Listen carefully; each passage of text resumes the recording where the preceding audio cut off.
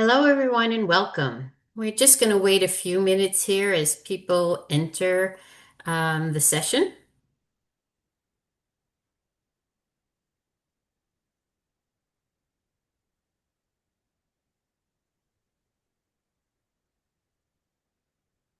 So thank you, everyone, and welcome for joining the Marfan Foundation and its divisions for our 2026 Global Virtual Conference session, Ask the Expert Cardiac Surgery.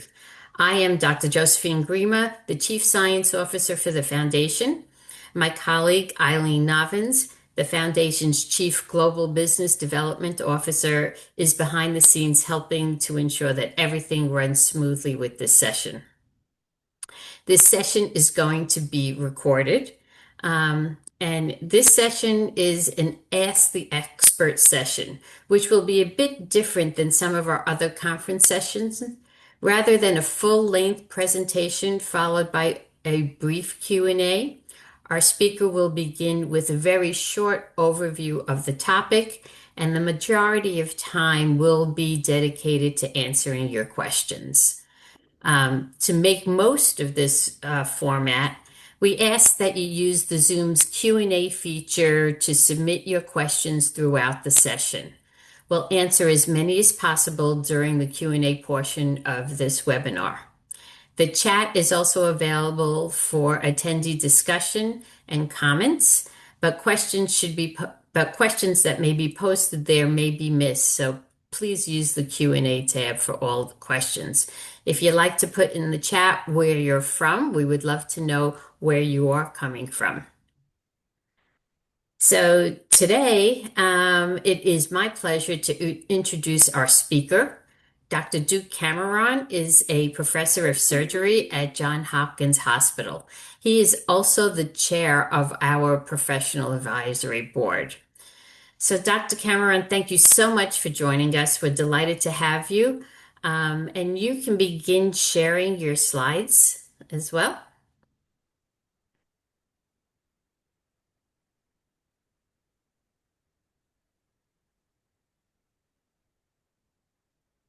Great. Can everyone see that?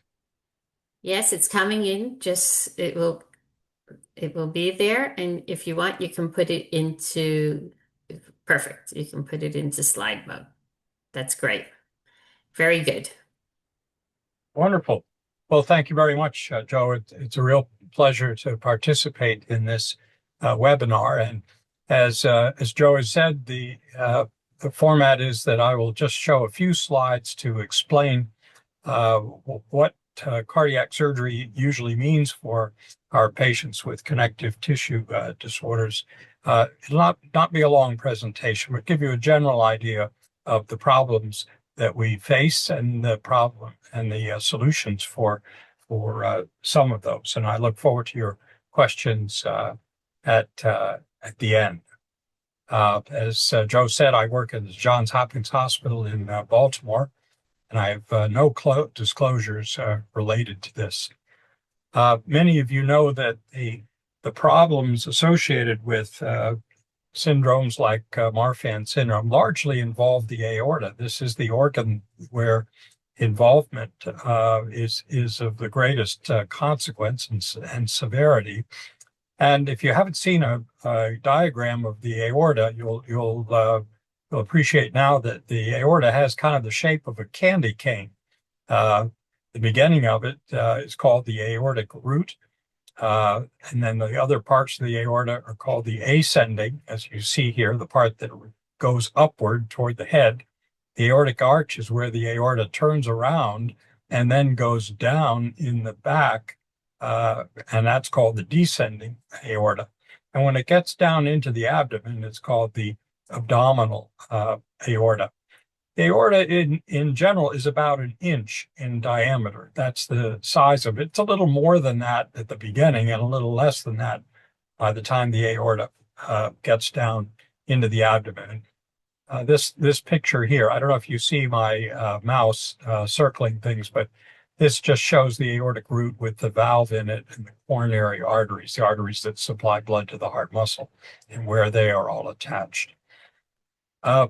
In almost all of the connective tissue problems that we deal with, the area of the aorta, and sorry, I meant to forewarn you, I've got two slides that are actually from surgery. So if you don't like looking at that, just close your eyes and I'll tell you when you can open your eyes again. But the, the, the first slide here shows to the far left what the heart and the aorta look like at surgery. And you can see that kind of pear-shaped structure that's white and red, and that's the ascending aorta and the root. And in most of these conditions, the most common problem in the aorta is enlargement or dilatation of the aortic root. This part right here, again, kind of looks a little bit like a pear. And then the aorta comes around. This is from an angiogram or a catheterization. It shows the aorta turning around and then going down in the back where it's a lot smaller. And this is an old CT scan or MRI in a young patient. You can see how big the aorta is inside the chest. That's the breastbone, that's the spine in the back. And the most common and significant problem with Marfan syndrome is the enlargement here, which can lead to the wall getting thin. And then the aorta can tear, it's called a dissection, or it can actually burst. Both of those are very serious complications, and we never want to wait for that to happen. And the whole key to successful surgery in Marfan syndrome and related conditions is doing operations before something terrible happens to the aorta. In other words, a prophylactic or preventative operation to replace the enlarged parts of the aorta so that they don't rupture. This is my last heart surgery slide, but this is a close-up of the inside of the aorta of a patient who's had an aortic dissection. Now, the heart is actually down off screen at the bottom.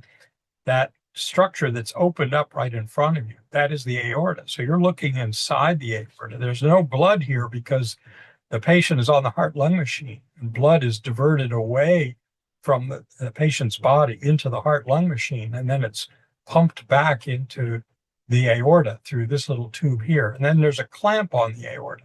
And this allows us to work inside the aorta or inside the heart. The patient is kept alive by the blood flow going from the heart-lung machine through these tubes.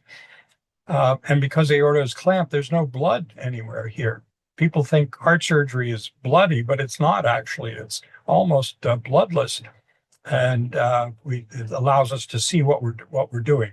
So this whole thing is an incision that's been made in the aorta, and you can see in the back a tear. That's a tear on the inner layer of the aorta. This is how an aortic dissection starts. But the blood gets into the wall of the aorta, and it can actually peel the layers of the aorta apart. You see, that's actually blood within the wall of the aorta, not on the inside where it should be. And this is the typical appearance of an aortic dissection. So what do we do for this? If the patient has either got a big aneurysm that needs to be replaced to prevent a dissection, or if they have a dissection of this part of the aorta, we do an operation that's called a Bentall procedure. And here we're just seeing here the aorta. This is the lung artery, pulmonary artery pulled to the side. And there's a clamp just like we showed. And the aorta is opened, and then this whole area here, the aneurysm, is removed. And I pointed out those coronary arteries, those little blood vessels that send blood to the heart muscle. They are detached from the aneurysm. These two little blood vessels, they're about the size of a big spaghetti noodle. And we leave a little bit of a rim of the aortic wall because it's easier to sew to that than a small blood vessel. And what we do is replace the aorta with a plastic tube. It's made of Dacron. And it also has a valve attached to it, an artificial valve. And then it's sewn to the heart with all these little white sutures, and we call them pledgets. And the coronary arteries are reattached. So this replaces the aorta, the aortic root, reattaches the coronary arteries, and replaces the valve. And this has been the gold standard operation for aortic problems of the root and ascending aorta since about 1970, and it's very reliable and safe operation. In the late 1980s, the surgeons doing these operations realized that often the valve was okay. The valve didn't need to be replaced. You just needed to replace the enlarged aorta. And this shows the two different operations called valve-sparing root replacements that do that. That is, they get rid of the aneurysm, replace it with a plastic tube, and leave the patient's valve in place. It's a little more complicated operation, but in the end, the patient keeps his or her own valve. You avoid replacing it. If you replace the valve, you either have to put a metal valve in and then take blood thinners for the rest of your life, or you can have a pig or cow valve, which doesn't require medicines, but they wear out, and then you would need another operation later. You'll hear these terms reimplantation or remodeling operations. These are just different ways to do the operation. Nowadays, the reimplantation, or called the David procedure, is the one that's done the most often because it stabilizes the valve better and makes sure that the valve will work well for a very long time. And this shows some of these plastic or Dacron grafts that we use. They're already shaped so that they replicate the normal shape of an aortic root. There are different ways to do this, and there is some advantage to imitating nature in the way these blood vessels are shaped. I'll just mention two other operations you may have heard of. One is called a valve-sparing aortic root reinforcement, or the Florida sleeve. In this operation, we don't remove the aortic root. We keep the valve, and we leave those coronary arteries attached to the aorta, but we put a plastic tube around it and just cut little keyholes for it, and then place that around the root to prevent the root from getting larger or rupturing. It is a little easier operation.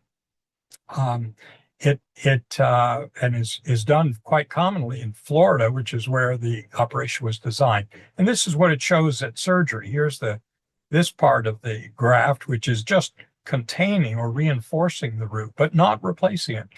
And this part of the aorta up here was much larger and was replaced with a separate tube. Lastly, there is another type of external reinforcement operation called PAIRS. And PAIRS is an acronym. It stands for Personalized External Aortic Root Support. This is an operation that was started over 20 years ago in London, England.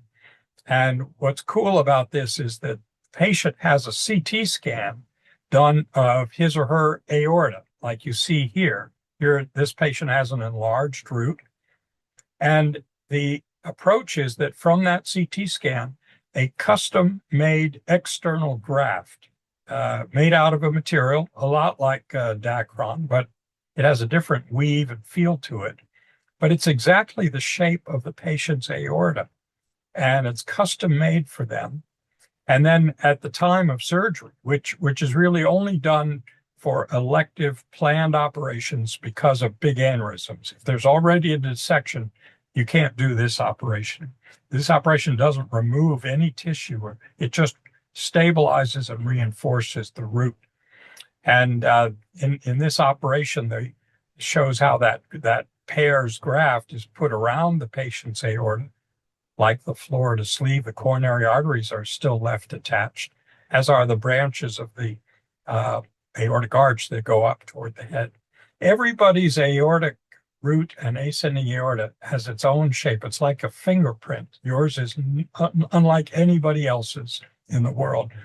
And these were the first 15 or so patients who had the PAIRS procedure. And you can see that everyone had a slightly different shape, but their graft that was used and put around their aorta fit it like a glove. And this is an operation that unfortunately we don't have it available in the United States now because the FDA has not approved this, although they are moving in that direction. And we hope to be able to offer that. It's a shorter operation. The risk is very similar to the the more common and older operations, although it might even be less. And it's a little less invasive, although it's still an incision through the front of the chest. But we usually don't need to use the heart-lung machine, and the recovery is a little quicker. So those are the operations on the aorta in the front. That's the ascending aorta or root. When there are problems in the descending aorta, it can either be because they've developed an aneurysm that we're concerned will go on and rupture, or that they have a dissection that has appeared in the descending aorta. And there are two ways to approach these. That if it's just an aneurysm, then one can do it's called an open surgical operation. The aorta is clamped. You sometimes don't even need the heart-lung machine. And we remove the old aneurysm and splice in a Dacron tube. But more and more these days, at least in people who don't have connective tissue disorders, it is possible to put a stent. It's a plastic tube that has a wire spring to it. The younger, or I should say the older of you in the audience may remember those Chinese finger trap toys where you put your fingers in and you pull out on it, and then it catches your finger and you have trouble getting your fingers out. It's a little bit like that. But this is very good for people who don't have connective tissue problems, who need these aneurysms excluded from the bloodstream so that they don't rupture. But with connective tissue disorder patients, these don't work as well. And the problem is that, they need to have a firm fitting at each end in normal aorta to prevent it from coming loose. And that we call them landing zones. But those are, it's hard to get good landing zones in Marfan syndrome and other tissues. So the only situation we use these are desperate situations, or say if somebody's already had a graft put in up here and has a graft down there from previous surgery, you can use this to bridge across the aneurysm and have it secured well at both ends. I'll just mention another problem that's common in Marfan syndrome is problems with the mitral valve leaking. Now, this is what a normal mitral valve looks like at the time of surgery. And Marfan syndrome and similar syndromes, there's all this extra tissue, and this is all tissue kind of pushing back or prolapsing, leading to the leak. And in most of people, it's possible to repair these valves without actually replacing them. We put a plastic ring in there. We deal with those extra kind of redundant tissue areas. There are various ways to repair these, but these can work out very well. And then you get to keep your own valve, which hopefully would last longer and be easier to live with than the replacement options, which are metal valves. They don't wear out. That's the good news. The bad news is you have to take a blood thinner for the rest of your life. And or you could have a pig or cow valve. That's what these look like. They don't require blood thinners, but they wear out, and most of them are good for about 12 or 15 years. When a tissue valve wears out, it's often possible, though, to put in a new valve just through a catheter passed up through the leg, not remove the old one, just put a new valve inside it. And that's something called a TAVR, and that's new technology that's working really well. Well, that's really all I had in the way of these introductory slides. And if you do have any questions that appear later and don't get them into the chat, that's my email address. And feel free to just email me with any questions, and I'll do my best to answer that directly. So I think at this point, Joe, we'll take some questions, and I gather you'll moderate those. Sorry, Joe, can't hear you.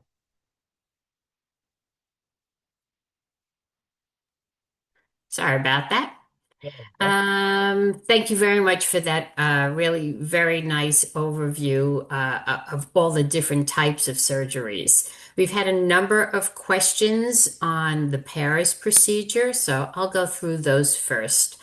As you mentioned, it is not currently approved in the US.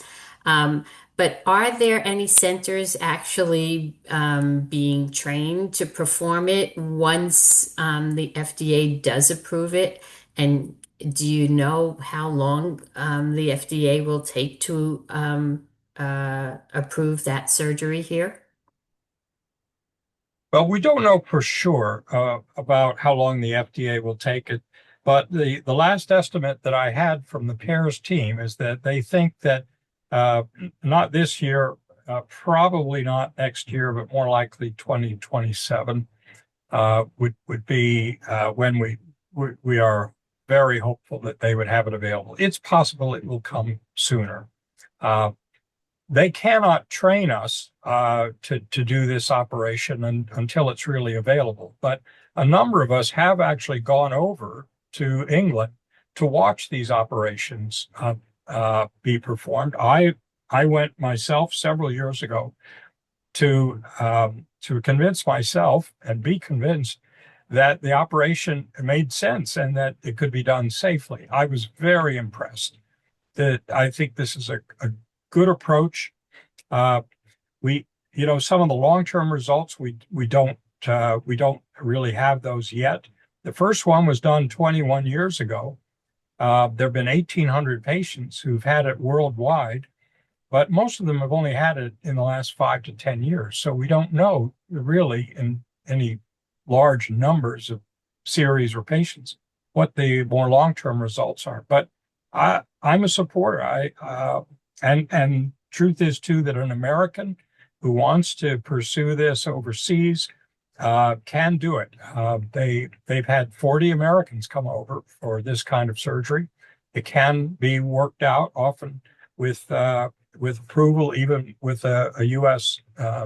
Healthcare insurance company. But there's a little bit of, as you might expect, some paperwork involved with all of that.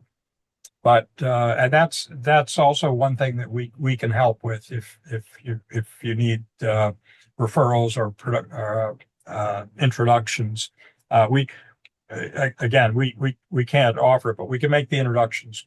We can relay records, and we've worked with the team over there, as I say, quite a few patients.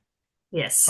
My understanding, by the way, is that Canada really has not done it yet either, and I think Canada tends to follow the FDA on a lot of these things. I don't know whether they might approve it sooner, but I think there are a lot of surgeons in Canada who are also quite interested in providing this. Yes, yes.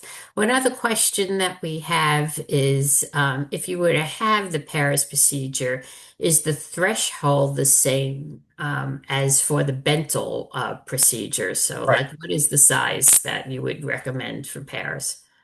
So it's a great question. I can tell you that the pairs team believe that it is an operation that that can and should be done at lower sizes.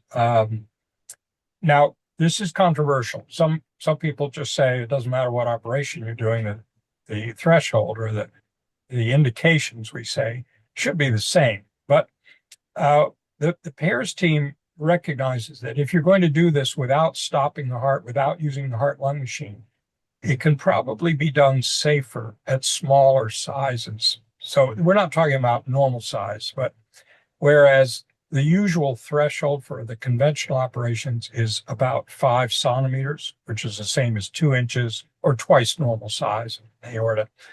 They will they will they will often do it in the 4 to 5 centimeter range. They can also do it larger, and in some diseases you can do it even smaller sizes. But it's reasonable to do it a little bit on the earlier side because I think that the operation, a pairs operation, will be a little safer if the aorta is not too big.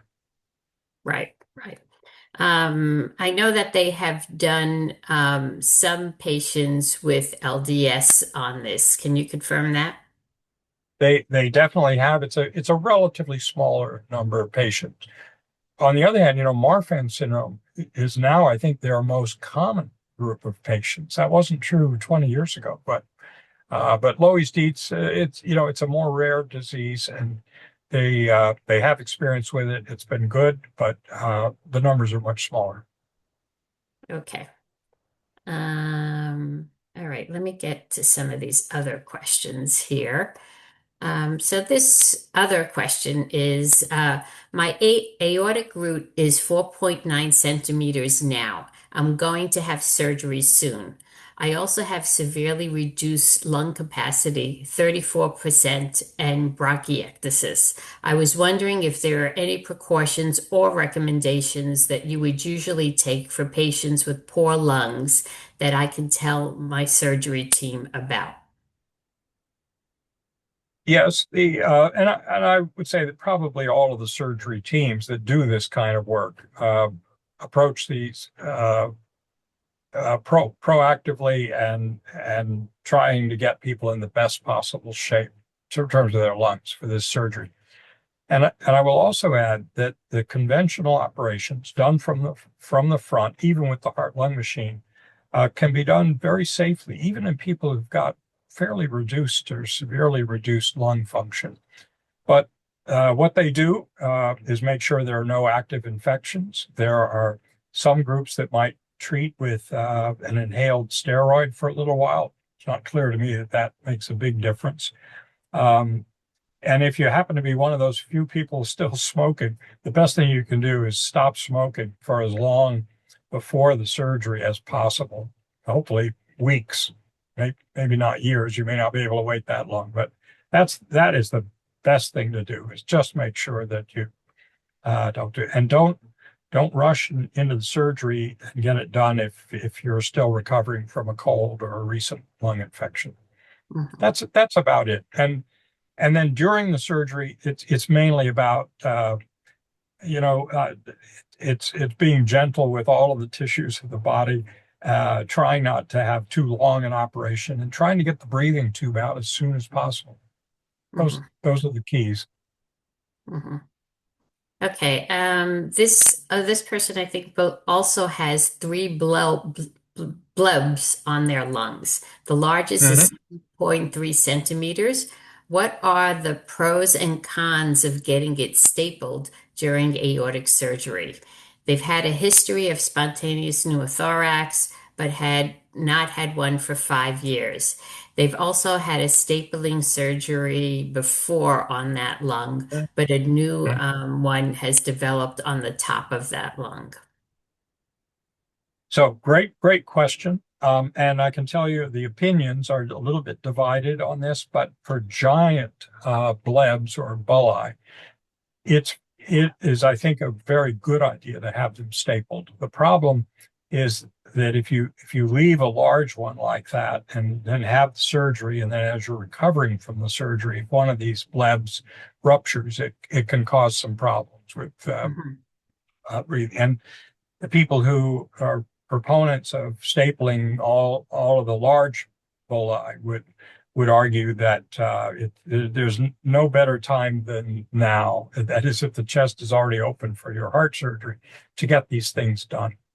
So, uh, if somebody has already had a lot of scar tissue from blebs or stapling, or have had these procedures called fluorodecies, where somebody's injected uh, an irritating substance like tetracycline to prevent collapsed lungs. If they've already had that done, there may not be an advantage to doing bleb stapling.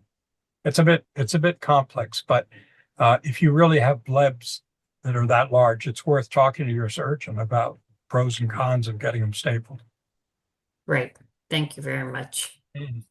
So the next question, has narrowing of the arch been seen after aortic root surgery?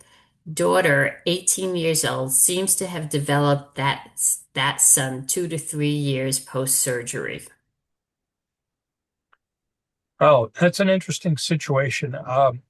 The short answer is no. Um, there, if the surgery is only involving the aortic root, that's actually a uh, pretty good distance away from the arch. So it's hard for me to imagine that root surgery would actually cause a narrowing of the arch several inches away.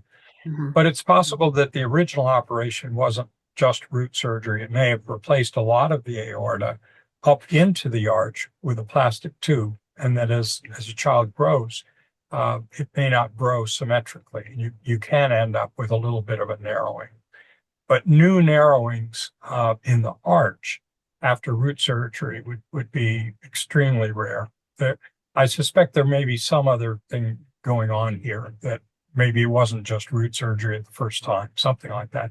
And usually coarctations, that's the word we use for narrowings, they usually don't develop later in life. They're there early in life, and a patient can have it be mild when they're babies, but as they become adults, that area doesn't grow. So it looks like it's a new narrowing, but it's actually just an area of the aorta that didn't grow as much as the patient did in other Mhm, parts of the aorta. Maybe that's what this is. mhm. All right, thank you. So, my daughter had aortic root surgery and ASD closure, and after 3 years, it looks like she might develop left ventricular dysfunction. Also, having had no arrhythmia immediately post-op, it is appearing now. Have any of this been seen in other cases? Well, it certainly can happen with ASD closure, because if the ASD, now that's a hole in the heart, it's a hole between the upper chambers called the atria. And ASDs are pretty common. Um, but when you open the heart to close an ASD, there's always some scar tissue in the wall where you made the incision and then closed it, and that can lead to heart rhythm problems. They're usually not serious though, and that wouldn't cause the left ventricular dysfunction. Now that's the main pumping chamber on the left side of the heart. It's a long way away from the ASD. But if you have severe arrhythmia problems and long stretches of very fast heart rates, that can affect the left ventricle. But I suspect there's something else going on here too that maybe we're not aware of. But I would not expect with root surgery or ASD closure that those would have a direct effect on the function of the left side of the heart. Okay, great. Thank you. Can you speak to the durability of the David 5 valve sparing procedures over time? How much data do we have in terms of how well the valves hold up? Great question. Um, Most of what we know about really long-term results are from Tyrone Davids's personal series, because he started doing the David procedure before anybody. He has patients now who are 20 to 25 years out from their operations. Um, and so we have a pretty good idea that if Dr. David does your operation, uh, that about 90% of the valves will still be working well 20 to 25 years after the surgery. Now, the problem is he has probably the best results in the world and the longest follow-up. And whether or not other teams and other surgeons are going to have as good as a result remains to be clear. Very, very few groups have 20-year follow-up anymore, or yet, I should say. Um, so I would say in the best world, in the best situation, um, I think there's a 90% chance that your valve will still be working well 20 to 25 years later. Some valves, though, were not quite normal when the operation was done, and if you start your life with a slightly abnormal valve and have an operation that doesn't actually address the valve problems, it probably won't hold up in 90% of people at 20 years. You start with an abnormal valve, um, it's probably not going to last 20 years. Mhm. All right, Is that thank you. clear? Yes, I think so. So here's another question. If you have had valve sparing aortic root replacement, would you need it again at any stage, or could you develop aneurysms in the remaining aorta? So let's see, if you had a valve sparing, would you need it again at any stage? So if that's a separate question, well, the answer is yes. 10% or more will need something done. And usually it's not an operation to salvage or improve the valve. It's usually a replacement. So, something over 10% will need another operation on the root. By the way, some of those can be done without having heart surgery. You're going to have these catheter valves, the so-called TAVR valves, put in after a valve-sparing root replacement. So you may not need open heart surgery, but you might need something done that will give you a better valve. And then the question here, can you develop an aneurysm in the remaining aorta after a valve-sparing root replacement? And the answer is yes. Uh, it, it depends a lot upon the diagnosis. With Marfan syndrome, the chance of a new aneurysm elsewhere, it's not zero, but it's relatively small, and they're often in the abdomen, and sometimes it's in the descending aorta, but actually usually not in the descending aorta. With other diseases like Loeys-Dietz syndrome, it's very common to have other aneurysms in other parts of the aorta and even the branches of the aorta. So a lot depends on what the diagnosis is. Correct. Thank you.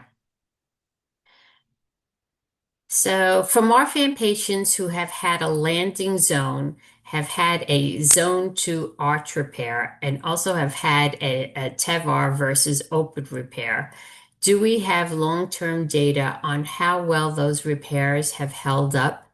What are the typical complications versus open repair? So let's see, this is a complicated question. Now, a Marfan patient who has a landing zone arch repair, I think and have had a TAVR, I guess the question is how do we know whether a TVAR is which is inserting an aortic valve through a catheter versus an open repair to replace it? Do we have enough long-term results to know which is the better way?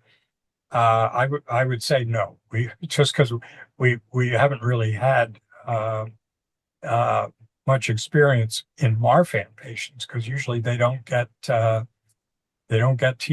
and they don't get stent repairs of the aorta. So short answer is I don't think we have enough long-term data to see how well they hold up.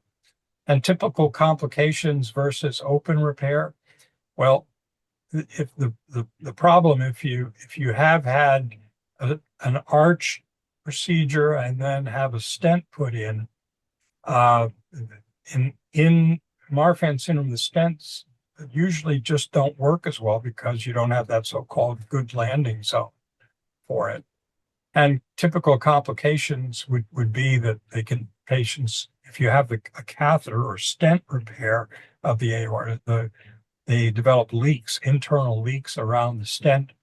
They can develop new aneurysms elsewhere, and they can develop infections. Complicated question. I hope I've answered that well, but short version is we don't have long-term data on enough to compare open repairs with more catheter-based ones. But in general, it's still not recommended for most Marfan patients. Okay, great. Next question. I have Marfan habitus. I do have a thoracic aortic aneurysm, mitral valve prolapse, detached retina, and many other Marfan traits. Would I sh would Should I consider surgery at 5.0 centimeters? Can you also explain what an indexed aneurysm size means and whether you would go by that instead of just being given the aneurysm size? Great question. So the first part of the question, you're describing someone who has a lot of features that all seem like Marfan syndrome, but you may not have a genetic test that confirms a mutation that we would expect for Marfan syndrome. And I think most most people in this field would say if you have all of the features of Marfan syndrome, but the genetic testing doesn't support it, we would still treat it like it's Marfan syndrome. You know, there are almost 3,000 mutations that have already been identified that we think cause Marfan syndrome, but there are probably 3,000 others that haven't been identified yet. So the fact that you don't have one of the recognized rotation or mutations doesn't mean you don't have essentially a form of Marfan syndrome. So I would say yes. And by the way, this is a little capsule summary of somebody's history. And sometimes the decisions about recommending surgery are more nuanced. And this is where having a genetic specialist and a cardiologist who is well versed with all of the manifestations of connective tissue disorder, getting them to evaluate you and make a formal recommendation is key. It's not all about the numbers. It's not just the size of the aorta. A good evaluation by an experienced team is key. Lastly, what is an index aneurysm size? What does that mean? Well, we can measure the aorta any number of ways with echo, MRI, CT. But how do you take into consideration that there are big people and there are small people, and a 6 centimeter aorta, although that's not normal in anybody, it's a lot more worrisome if it was a 5 foot, 110-pound elderly woman compared to a 6 centimeter aneurysm in a 6'8" man who doesn't have Marfan syndrome. Everybody in his family is tall and big. And so how do you adjust the size of the aorta in its absolute terms based on the size of the patient? And indexing is a way to do that. And you can index based on the height of the patient. You can index it based on their weight. You can index it based on what's called a body surface area. It's a measurement that uses height and weight to calculate a new number, which is basically what's the area of your skin. And people have argued for decades what's the best way to do it. But it's an attempt to adjust the size of the aorta a little bit based on the size of the person. That's what an indexed area is. And there are several different ways where you can index aortic size. Okay, great. Thank you. This person has a son that has LDS4. At what size is surgery recommended, and what's the best procedure for LDS4?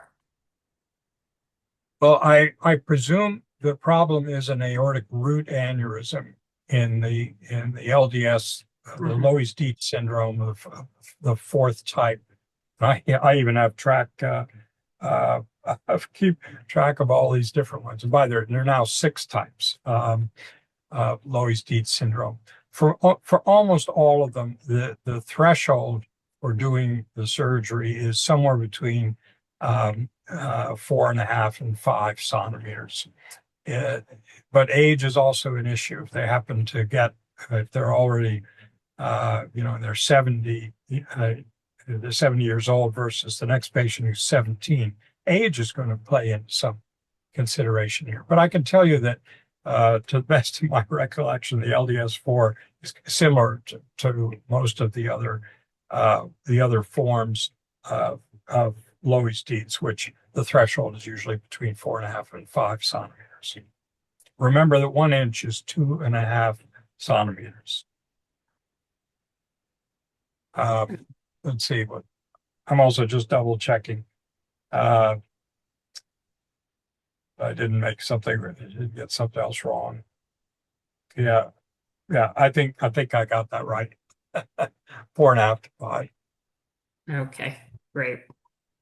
So I'm not sure if I'm going to say this right. I have hypogammaglobulinemia. Does this affect aortic surgery with Marfan's, and should surgery be done sooner because of this? You pronounced it perfectly. Ah, good. That's right.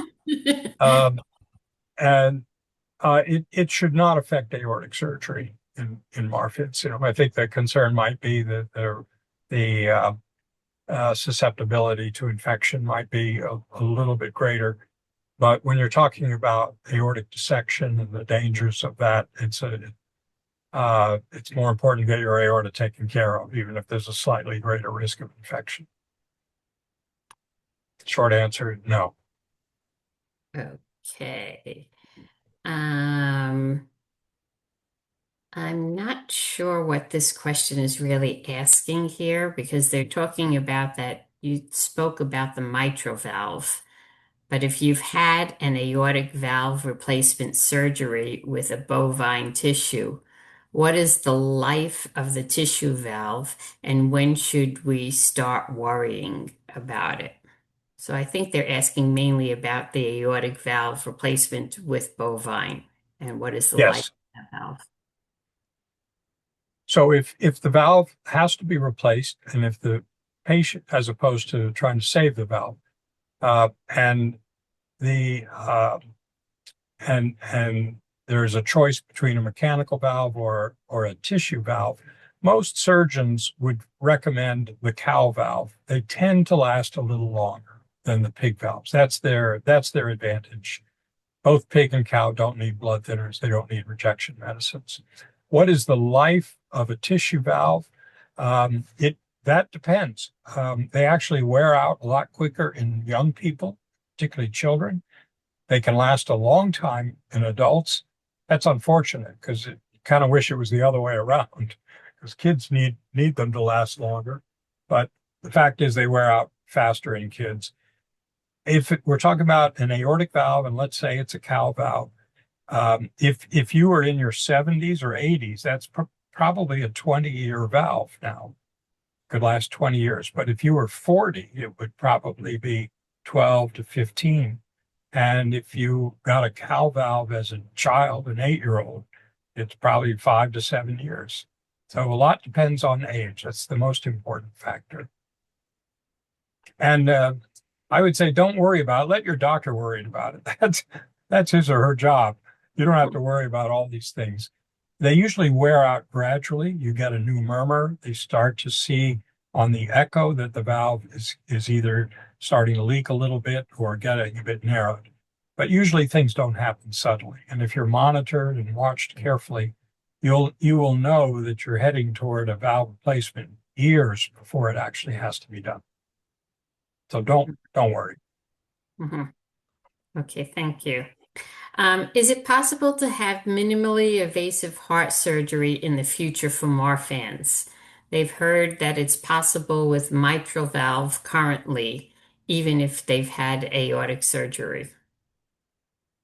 So yes, it is possible, and in general, the minimally invasive approaches are not as eagerly performed in aortic surgery, particularly complicated aortic root surgery like the David procedure, valve sparing root. The mitral, it's a little different, and it's a more favorable situation, particularly if somebody's already had surgery.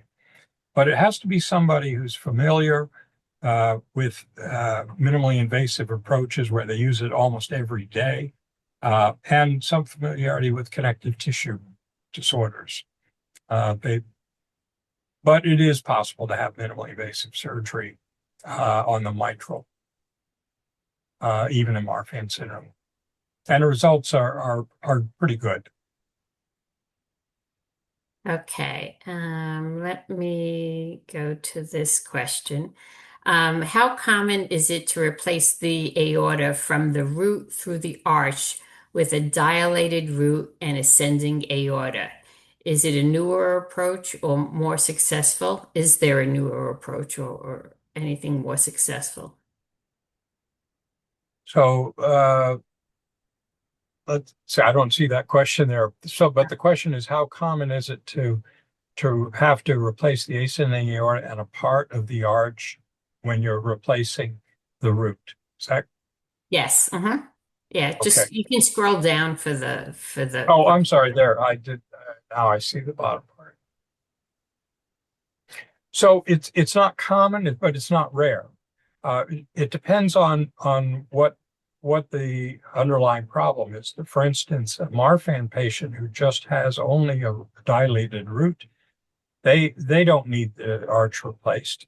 Um, Most of them will never develop an arch problem later on and make you wish that you'd had it done at the first operation. But if there are certain forms of Loeys-Dietz syndrome where the arch becomes involved much earlier, and in some of those the more severe forms of Loeys-Dietz, it's worth considering an arch replacement. Uh, but most people who need the root replaced uh, don't need an arch replacement as well. Mhm. Okay, great. Thank you. And this will be the last question. Should mitral valve surgery be done during aortic aneurysm surgery? Well, that's a great question, and that's one that we are actually actively trying to figure out uh, the answer for. Um, Most people who have, say, Marfan syndrome, if they need heart surgery early, very early in life, it's actually a little more common for them to need mitral surgery. And we know that all of those with mitral surgery, almost all, will eventually need aortic surgery. But with older patients who have aortic root problems, um, unless they actually have a, a leaking mitral valve, they're not likely to develop it later on. So it sort of depends what age they're presenting and whether they're presenting with aortic or mitral problems. Uh, but I think that if the younger the patient, the more likely that the mitral is the presenting problem, and you should think about dealing with the aorta at the same time. But it depends how big the aorta is. Uh, you see why we're still struggling with this, because there are lots of different combinations of these problems. Right. It's about in our series at Hopkins, it was probably 10 to 20% had both a mitral procedure and an aortic root procedure. But but the number who only had one and then had got the other one done later because of a new problem, that was a pretty small number. hmm hmm All right. Well, thank you so much for really answering these questions and providing so much useful information for our members. Um, if we weren't able to get to your question today, we have staff at the Marfan Foundation's Help and Resource Center that can assist with your questions about your specific situation. So please visit marfan.org/ask and a member of our team will be in touch. Again, thank you so much, Dr. Cameron, and to all of you for joining us. We hope you all take care and enjoy the rest of the conference. Thank you so much. Thank you.